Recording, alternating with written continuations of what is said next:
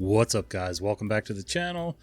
Today we've got some Tales from Tech Support and a cat. Nickel's mad because he can't have his chair right now, but I think he'll be alright. He might actually let us get through these stories, so let's go ahead and get started. My genius coworkers are at it again. I work for a small MSP with a couple of guys I've known for many years. One guy is, in terms of the organization, my superior, but technically he's a blue-arsed fly of a human that is impossible to pin down. Made of Teflon so nothing sticks, and sometimes a complete idiot. What he's very good at is concealing his idiocy, riding on the technical coattails of others and making it seem like he's very up to date. I seem to spend my life cleaning up after him. I have a mantra. We do not assume anything. Not for that old joke about it making an ass out of you and me. No, because assume is a fancy word for I'm guessing. Haven't done the research and wanted to use a word that makes me sound a bit more intelligent. My life working with him is like one of those Tom and Jerry cartoons where Spike the angry dog has warned them he will kill them if he wakes up, and then goes sleepwalking through various hazardous places like building sites or army ranges, while both Tom and Jerry suffer hideous injuries trying to stop falling anvils, piranhas, and electric shocks. Spike wakes up refreshed, and we cut to Tom and Jerry in plaster casts with black eyes, missing fur, and the occasional zap of electricity sparking from their whiskers. I remember those cartoons. Today's fun. Data center firewall swap out. Moving from a Meraki firewall to a Unify, UDM, SE, whatever. I fought hard against this, but all the decision makers saw were prices and contract costs and ignored the great tech support and how many hours it'll save us. His plan. He configured the firewall in our office. Then I get to take it to the data center, plug WAN 2 on the firewall into the LAN on the existing network to bring it online so he can configure it the rest. Only thing is, he was asking me to plug the firewall into the network it was replacing, which means IPs in the same range on the WAN and the LAN, and the little Unify didn't like this. But I configured it in our office and everything worked. Yes, our office sits on a completely different subnet. Why didn't I configure this all myself? Because I got him 3 hours of time in the office that he could bill for. I would have had that thing done in 30 minutes. So we lost half an hour. I couldn't get into the firewall as I had not yet been invited to the console yet. But I got him onto my laptop and got him in locally. I watched and stifled my laughter as he tried to put the public IP in as the subnet mask details. Then I put him out of his misery. Then he got horrifically confused. All the servers were not showing online. The firewall was now on the internet. He could see it, he could get it to ping the servers, but they couldn't get online. If he had actually done his research, he would have seen that the old firewall was not on 192.168.161, blah blah blah, but on 192.168.16.252. 30 seconds of work to make that check. I'm writing this from the refectory, whatever, of the data center after checking everything is now okay. I could have left hours ago, but I'm having to pick through his work to look for other gotchas. We already have found some missing port forwarding rules. F my life. I have no idea what half of that was, but I sort of get it. I get confused over subnet masks and different domains and things like that. I sort of get the general concept of it, but I still get screwed up when I'm even doing my home, internet stuff, so my own home network stuff. I'd really like to set up my own server, but pretty sure I'd screw it up. So I'll find a buddy of mine that, knows networking better than I do, and he'll get me straight. I'll owe him a lot of beer or pizza or whatever, but it'll be worth it. About classing floppy disk. I have a couple stories that could go here, but a fortuitous encounter with an old schoolmate today reminded me of this one. It isn't one of mine, but it is the story of our software engineering teacher, always told to illustrate that if users can screw something up, they will screw it up. I'm paraphrasing a little bit here because there's a little bit of an English language barrier here as it seems, so I'm trying to fill in the gaps, mostly from my own brain, but for a bit of context, it was the era of the 5.25 floppy disk, and my teacher was doing tech support for a PC installer. One day my teacher got a call from a company where he had made an install a few weeks prior. A panicked secretary explained to him that her boss asked her to print some files, but she can't read the floppy disk with them. He tried to solve the issue on the phone, but ultimately concluded that her floppy drive was dead and needed a replacement. My teacher took a new drive and went his way to the client. Once there, he proceeded to check if the floppy drive was really dead by putting in a test floppy disk that he took with him, and it worked. He then observed the secretary operating the floppy drive, and once again it worked just fine with his test floppy disk. It was at this moment the secretary said, "Oh, but I had this problem only with those from this one specific coworker." Given this clue, my teacher went to see this coworker with the bad floppy disks and asked to see him. The coworker went to a cabinet and took a binder out. The coworker was asked to class the floppy disks, so she punched them and put them in the binder. P.S. Sorry for my bad English, I'm not a native speaker. See? Told you. Actually, for not being a native English speaker, that was perfectly fine. It's just hard for me to interpret reading out loud. Reading it in my head, it's perfectly fine, but, it's hard for any words to come out of my mouth, let alone reading somebody else's words. So, anyway. So, what I'm gathering, normally, punching floppy disks was not a big deal if you stayed in the corners. It's when you start punching them on the side, which I'm assuming she did so that they would line up nice and 90 degree with the binder, the binding on the binder. Yeah. So I'm assuming she punched right through the internal disc itself instead of just the jacket around the disc. Tell me if I'm wrong down below. I could be, but I don't think I am on this one. 1 out of 20 ain't bad, right? Alzheimer's versus the rolling 2FA. I have a funny story from years ago that I still think of every now and then. My old job was L1 help desk at a mid-size MSP. Many of our clients had a few retired partners who still had their own VDI, full access, and worked remotely. I think they mostly responded to emails and just kept a finger on the pulse, but that's besides the point. These people were always super old and often technically illiterate, making them some of the most difficult customers to support.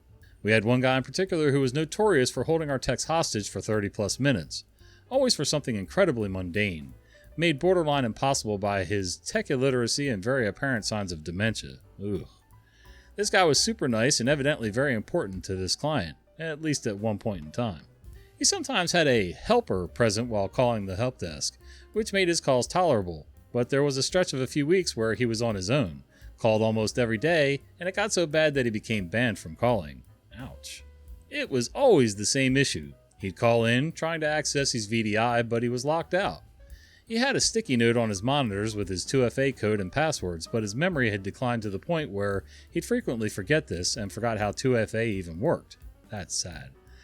It got so bad towards the end that he would forget why he'd even called or what the tech had just said to him. Here's an example. Customer says, "I can't log into my computer." Tech says, "Well, what seems to be the problem? Your account doesn't appear to be locked. Are you connected to the VPN?" Customer says, "I don't know." Tech says, "Alright, can you click on the lock icon and let me know what it says?"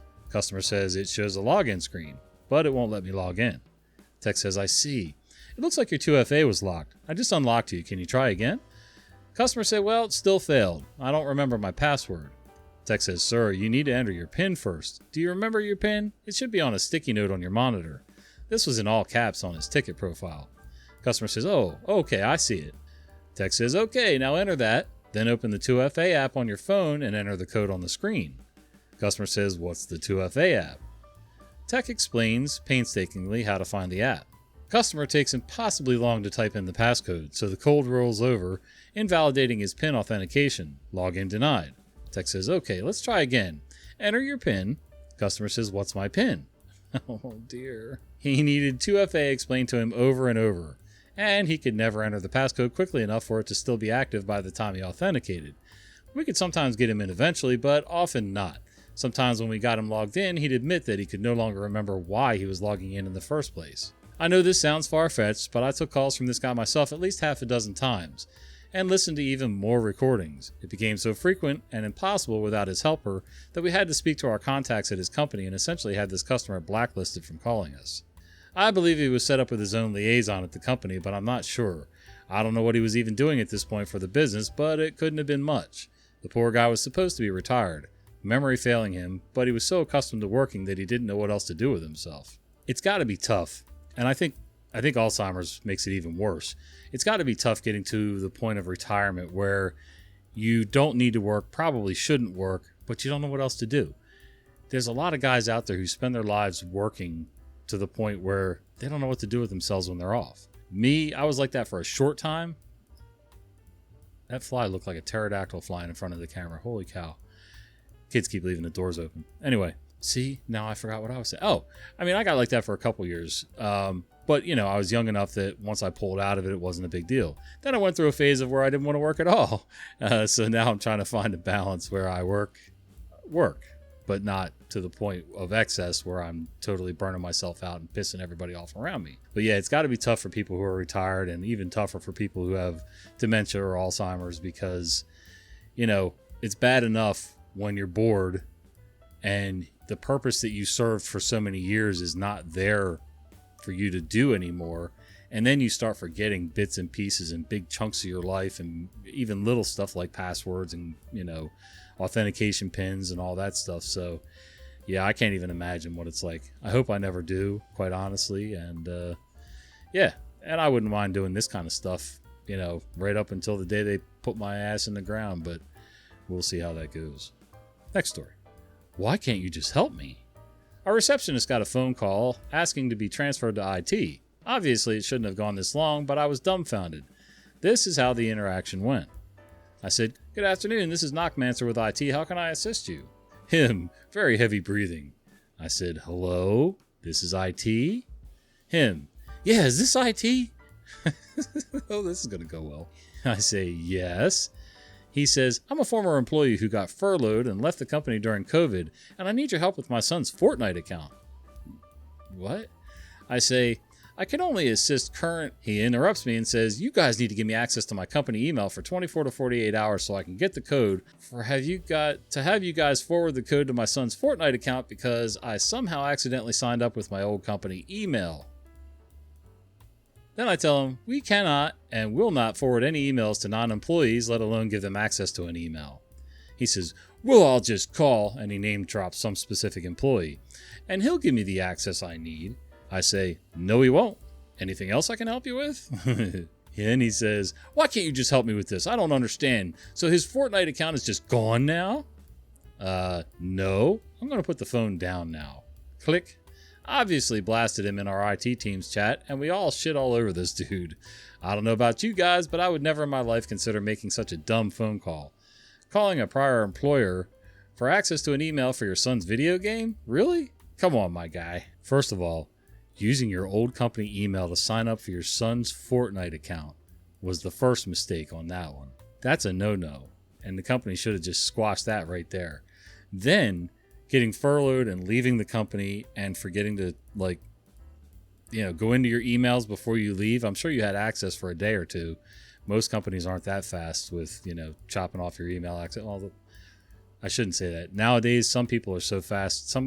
Nowadays, some companies are so fast at it that they cut you off before they actually let you know that you're getting laid off. But anyway, yeah, I would have taken every chance I had early on as soon as the furlough came in to say, wait, I've got some personal stuff mixed in here that shouldn't have been there, but I need to go in and take care of it so that it doesn't blow up in my face later. I don't know. Maybe I'm just nuts for thinking that way. Wi-Fi changes to avoid an issue creates new issue, and we wonder how our species still exists. We want a proposal to upgrade switches and apps for a site. This will replace the really old devices and bring all equipment using the same manufacturer and give better visibility to the network with remote tools. Simple job taking just a few hours. Part of the scope was to disable the guest network in requested areas. The guest Wi-Fi does not have any WPA The guest Wi-Fi does not have any WPA setting allowing guests to easily connect. It's their policy, against our better judgment, but this did create some issues for the business laptops. Some laptops would connect to guests instead of the secured for business, and obviously it created issues like printers not visible, etc. And users would open tickets before noticing the incorrect Wi-Fi connections. The update goes smoothly enough. We apply the changes requested and wrap up the upgrade. A couple days later, a ticket comes in. They're complaining about very weak guest Wi-Fi signals in 2 areas of the building. They're having trouble connecting their personal mobile phones to the guest Wi-Fi as they don't want to connect them to the secure side. Yes, you guessed it. It's the areas they requested no guest Wi-Fi signal. Slowly shaking my head. Sent that back to the account manager to discuss since it's not a technical issue. I'm not sure why you would have guest Wi-Fi disabled in certain areas of a building. I'm not sure what the harm would be having it there. If there's something you could think of, let me know down below. I think it would be very handy for people, using their cell phones for non-business related. I don't know. Is there some crossover there? And I think it probably depends on the company, maybe. Security stuff? I don't know. But yeah, it just seems kind of silly to me. Also, it seems kind of silly to me if I had trouble connecting to a guest Wi-Fi spot. And, I'd look at it. If I knew I was supposed to be on the secured Wi-Fi, I would know to look down there. Every time I have connection issues, whether it's my PC, my laptop, my phone, tablets, whatever, that's the first thing I check. which Wi-Fi am I on? Because I have 2 separate Wi-Fis here. One of them is pretty much local to the front of the house. I never extended it out. It reaches what it reaches. I can pick it up back here at the back end of the house, but it's spotty, you know, it's just a weak signal. Then I have a mesh network that goes through the rest of the property. That's the one that I use because I know that even if the signal's clogged up with, 80 of us on this, that's exaggerating, but you know what I mean, a bunch of us on the signal, at least I know I can get a steady signal. But there's other people who insist on connecting to the other box, and they're all the way in the back of the property, and it's just a bad idea. Why would you do that? You have access to both. Make sure you're on the correct one, and boom. I think it's simple anyway, but whatever. I've even gotten so weird about not being able to get a good, 4G signal when I'm out, that I have a straight talk home internet device set up in my truck, plugged into my inverter, words are hard, and that way when I go traveling, whether it's for the day, for a couple hours, up and down the East Coast, doing whatever, as long as that thing's got a signal, I'm good on Wi-Fi. I can, listen to my podcast while I'm tooling along down the highway, whatever. If I stop off somewhere, I can play a few games, watch some videos. I never have to rely on free hotspots and things like that, unsecured hotspots. I've always got my own signal. And most of the time, 4G is not an issue for my phone at the very least. A lot of cities, it's 5G, but, some areas you stop, it's just not going to be 5G yet. But, I can always rely on that hotspot in my truck to save the day. Had it at the beach a couple times, and it worked like a charm, man. So, yep. I don't want to be without internet, even if I choose not to use it. No, I won't tell you my computer name. I'm in tech support, and a user calls saying they need help on the computer. For this user, it would be easier to just see their screen and try to decrypt their code. I ask for the computer name, which is printed on a white label on the laptop lid. They hesitate. I remind them where the label is. They say they don't know. I remind them again where the label is. They ask if I can find out from my end. I remind them how it's 1 second to close the lid a bit. It'd be a minute to look it up and where the label is. They request that I find out from my end. I look up their computer, find the name, and ask if the computer name is correct. They say yes. I ask if that's the name on the label. They say yes again. I wanted to ask why they felt like wasting my time that can never come back, but I just try to fix the issue ASAP so I can hang up. Unprompted, they say that they didn't know if they were supposed to say the name. I guess somehow they didn't trust the number they called, the company tech support line. I'd love to see quantum computing take a crack at decrypting whatever goes on in their brain cell into anything resembling a rational thought. I guess next time I'll just say, I'll call them back once I figure out the computer name. Honestly, you can't blame the user on this one. I don't think so anyway. My initial thought is, okay, it's drilled into us all the time. Tech support or customer service, nobody will ever ask for your username or password, blah, blah, blah. Don't ever divulge. And I guess they're thinking of their computer, their laptop name in the same fashion. That's all I can figure.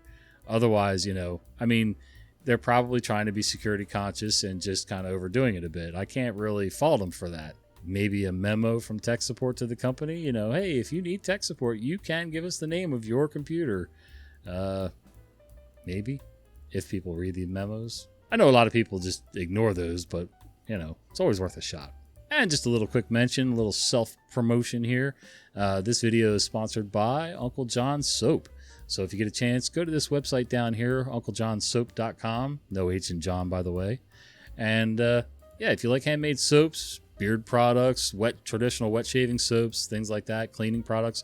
We sell, I can't even describe to you how much laundry soap we send out. A powdered laundry soap that works even for high efficiency machines, so you don't have to worry about that. We've used it in our top load high efficiencies, our front load high efficiencies, you name it. And it does not trash the machine as long as the biggest problem with any kind of detergent in those machines is that people tend to use too much.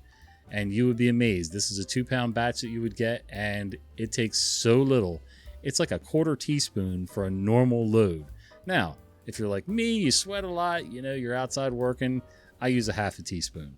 We use very basic ingredients, including our soap ground up into the mix, and it works really well. So if you want to give it a shot, go visit the website, and we appreciate it. See ya.